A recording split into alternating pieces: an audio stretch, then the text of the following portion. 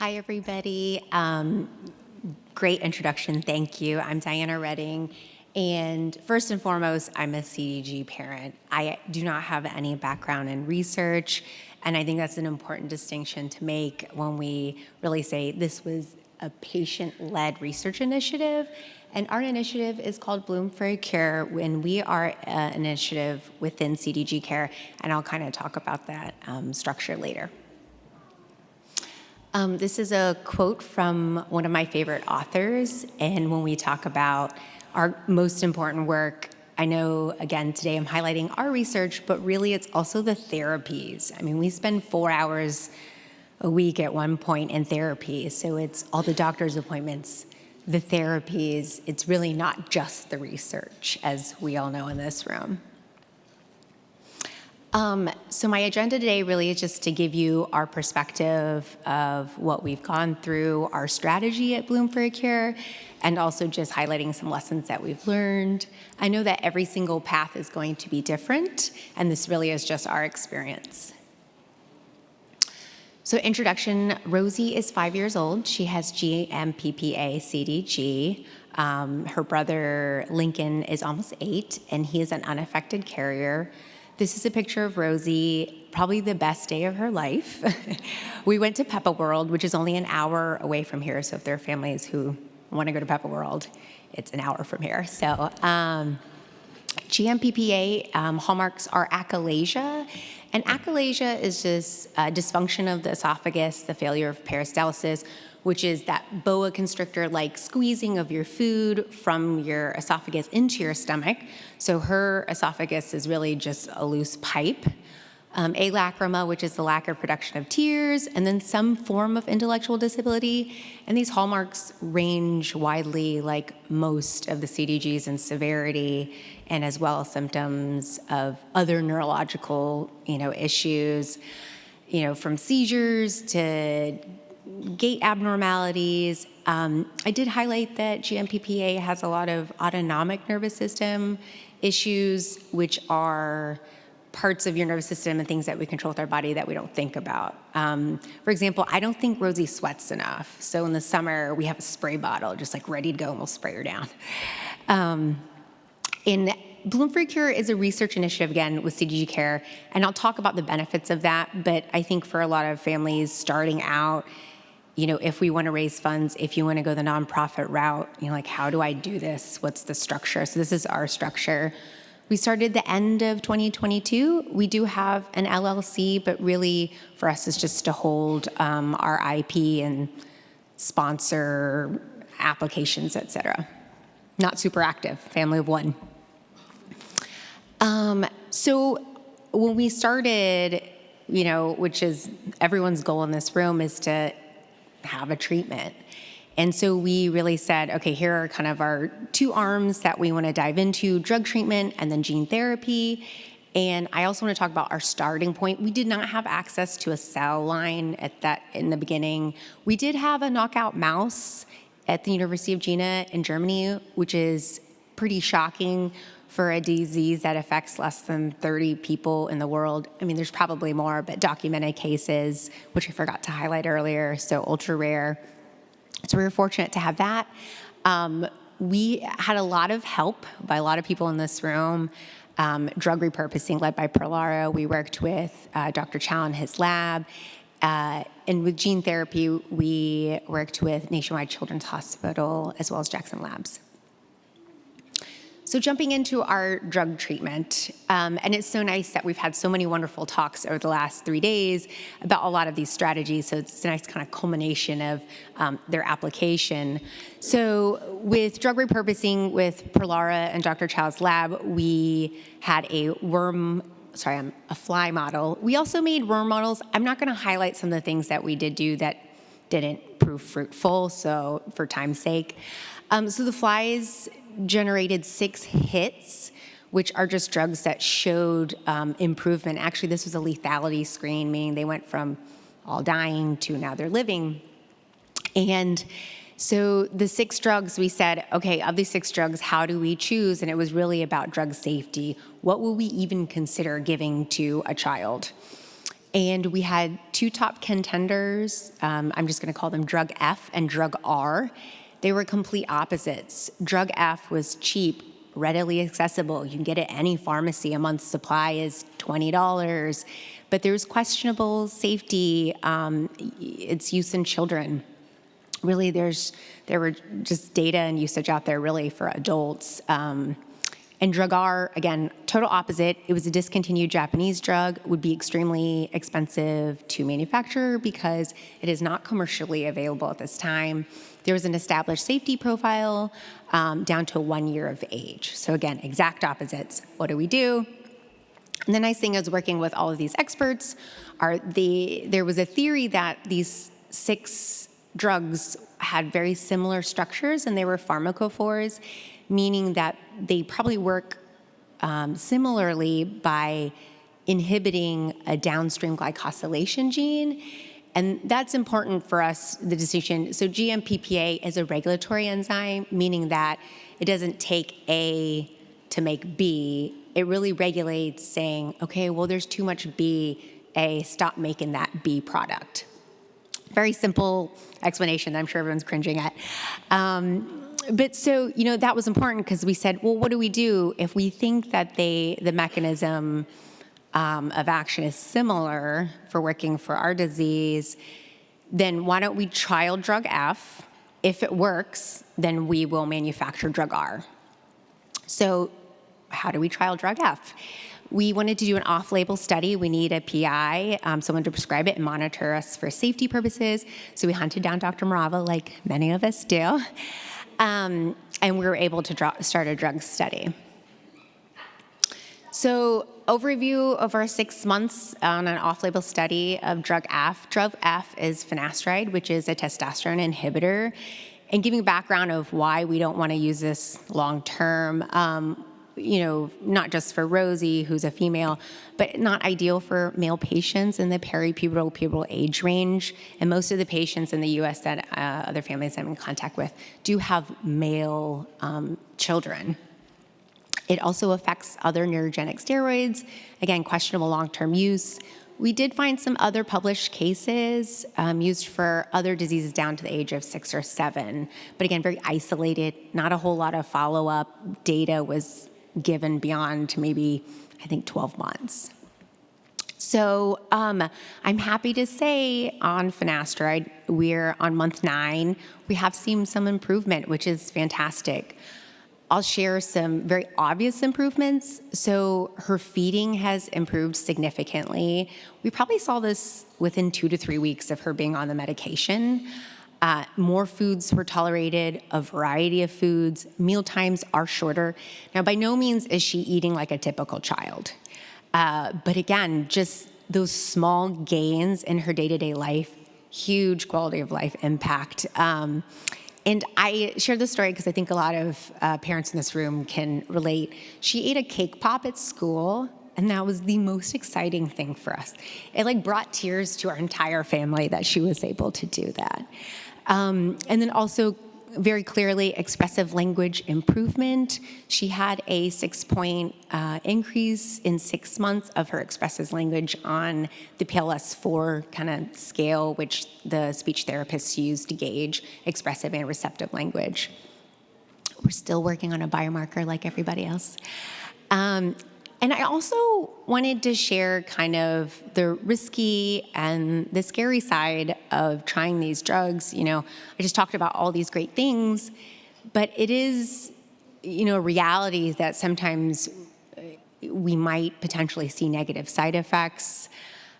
So with finasteride, there's a very rare side effect of optic nerve toxicity, and Rosie already has optic nerve atrophy, and measuring that from a small child, to now it's very different. The baseline that we had was not great. So when we went back for our eye exam, on fundoscopic exam, when they're looking at the eye, everything looked okay, but when we measured, all right, that optic nerve atrophy is a little more evident. We can really tell. But, it's hard to quantify because her previous measurements were pretty poor and inaccurate, and there was a lot of questioning of whether that was, a good baseline. So we had to really weigh our risks and benefits. Were we going to keep her on the drug, or should we take her off? And it was really, scary. We lost a lot of sleep over it, and I know Dr. Marava did too. But ultimately, we came up with a plan that we just honestly felt her quality of life had improved on the day-to-day so much that we thought it was worth potentially risking some vision health. And we increased monitoring, though, to say, okay, we're going to get the OCT, or the optic nerve diameter, measured every month for a while. She's older now. Now she's 5. She will be still. We put on a Peppa video. That's a trick to get her to stay still, to do that. And I'm happy to say we've had a couple measurements, and things have been stable. So far, so good. But again, very, scary time just navigating the risks and benefits. So drug F seemingly worked. We're happy to say. So we said, okay, we're going to develop drug R. Drug R is Repirinast. It's an anti-asthmatic mast cell inhibitor used in Japan down to 1 year of age. It was discontinued, though, over 10 years ago. So there's no current supply available. So we'd have to manufacture it. And I am not a drug developer. So honestly, it took me almost a year to get the landscape of how do you do this? What's a normal cost for a kilogram of Repirinast? All these things that you just don't think you'll be doing. We looked at in China, the US. I also found out a lesson: if you're trying to formulate a drug or manufacture a drug, the formulation in itself is very expensive. It's actually not making the active compound. So the active compound is, you can manufacture it under GMP, but then to make it into a tablet that the body can take and absorb, that's the expensive part. And I thought this was a good point to make, that, I spent a lot of time trying to get the landscape, which I did an okay job, but I also spent a lot of time looking for some help. And we found drug development help with a consultant. His name is Henry Flanner. And I just think along this way, sometimes I found myself trying to become the expert in an area, and I am never going to be an expert in that area. And the way to efficiently do this for us was to find help. Like, you have one step that's your bottleneck. How do you find someone to answer those questions for you to get things moving? So we're getting pretty close to cutting a PO to order that manufacturing, which is exciting. I know funding has been a big topic over the last couple of days. It's always a topic. I did want to mention the Rare Pediatric Disease PRV program, which is financial incentive for pharmaceutical companies to invest in rare pediatric disease if you have a new medication to the US. And I just briefly mentioned that just for people to, when you're collecting ideas of how do we fund some of these things. Congress just renewed it to 2029. So jumping into our gene therapy kind of arm. So we started out in 2023 with an AAV9 gene replacement therapy. We work with Nationwide Children's Hospital to make 2 vectors or treatments. And Jackson Labs is doing our proof of concept, and they've been great to work with as well. So, I'm sad to say it didn't go well. It went really, really poorly. And that's just a great lesson for us, that it's just sometimes not going to work out. And when we talked about earlier, GMPPA is a regulatory enzyme, it's not actively making something. So you kind of have to finagle the doses. How much is too much? How much is too little? So the scientists at Jackson deemed it the a Goldilocks gene, and they'd come across a couple that the dosing would just be too difficult to try to figure out, because it's just such a delicate balance, which we've heard over 3 days for all glycosylation. So we kind of pulled the plug and stopped the project, and I was sad, but it's like we have to move on. So last year we looked into gene editing. That's when we got the results of our gene replacement treatment or proof of concept. And so Jackson Labs, we had them look at base editors. So Rosie's is a point mutation, meaning she has a typo in her genetic code, which causes these issues. And base editors just really flip that typo. In, I would say, June of 2025, there was not an editor that our genetic code was amenable to because the window was too large and it would flip too many nucleotides and would create another problematic mutation. And so, again, we walked away kind of sad. But by December, there was a brand new base editor that came out that has a 2 to 3 nucleotide window, meaning that it could be specific enough to correct that typo without causing other issues. And I think this is a good point to make, that everything over time just seems to advance faster. Things get less expensive. Things just might change. Again, we didn't have an option in June, and then by December we did. So there's always hope. Oop. Okay, so that's just broad overview. I just wanted to share things that I think are important to highlight. Basics for research. I was so excited when Andrew told me about the CDG biorepository. I mean, that's amazing to have that as a resource. We did not have that 3 years ago when we started, and wow, I mean, that's just amazing. So, I mean, it's great to hear so many donations and samples were taken. There's also NIGMS through Coriell, which is a similar biobank. It is different, but it's not a cost to patients, another one to consider as well. And why these are important are because researchers have access to your cells without having to do material transfer agreements or MTAs between academic center to academic center, which is, I feel like I've experienced, is just a real bottleneck for everybody, and it's a lot of paperwork and there's contracts, versus if you have a biobank, then the cells are readily available, which, again, huge. Also wanted to mention Jackson Labs did our proof of concept for our gene therapy. When we talk about funding, again, they are a CRO, but they also have an arm called the Rare Disease Translational Center, and they have a lot of grant money. So a lot of our mouse study with the AAV9 vectors fell under a grant with Jackson. And again, I just mentioned that because I think funding is a big concern for everybody.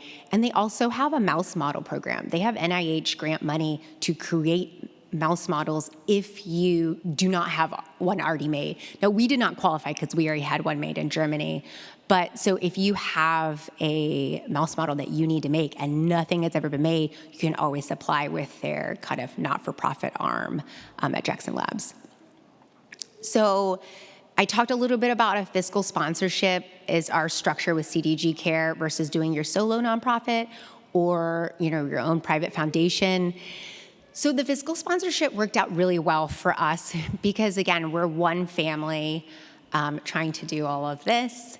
And there's so much administrative contract, just so much support and resources that CDG CARE gave us that we don't have to have a lawyer review every single contract. We also have kind of, I hate to say it, but like buying power, because CDG CARE has multiple contracts with multiple institutions, and we ran into an issue where a PI closed her lab, and she didn't finish her work, and so we had to ask for a lot of those funds back, and that was hard. And I'm not sure we would have gotten it if we were solo, but CDG CARE had more contracts with them, so had a little more leverage. And I mentioned grants and the priority review voucher as well. A personal thing, I remind myself all the time that there are no mistakes. Really, you learn something from every failure, and there are a lot of things that we did that did not come to fruition that I did not mention today for time's sake, and don't want to get everyone down. And I would say if you're leading this, you're really the captain of the ship, and you just have collaborators, researchers who are the brains that are helping you. And I encourage you to truly collaborate with the researchers and physicians. And I know it's, as a family member, it is very intimidating and sometimes overwhelming to try to approach. But I would say every person in this room has answered my emails and my questions. So I've never been turned down yet. So, and this is a very odd comment, but I wanted to put that on there that if you have the funds to pay for scientific writing, I think that is a huge bottleneck that a lot of our researchers and physicians whether it be for grants or protocols or applications for certain things, all of that takes time, so much time which you could free up by hiring someone to do this paperwork. And it's a very unsexy thing to talk about, but I felt like that was a big lesson learned, that things happen so much more quickly when you hire a scientific writer and volunteer that to, physicians and collaborators that you're talking to, like, hey, I'll pay for someone to help you write that out, And I just strongly believe that, and that's my opinion. And this is a picture of Rosie with our dog Zuma, which I call her frenemy. They are best friends, but he also gets her wrath, so. And thank you. I'm honored to be up here. And I wanted to say I'm creating a resource folder. I'm going to give me about a week. And I want to put in contacts for, Jackson Labs, their Rare Disease Translation Center, kind of one pager about their mouse program if you don't have a mouse, things like that. So I think that's helpful. I'll kind of dump in this folder. And that was it. Thank you for having me.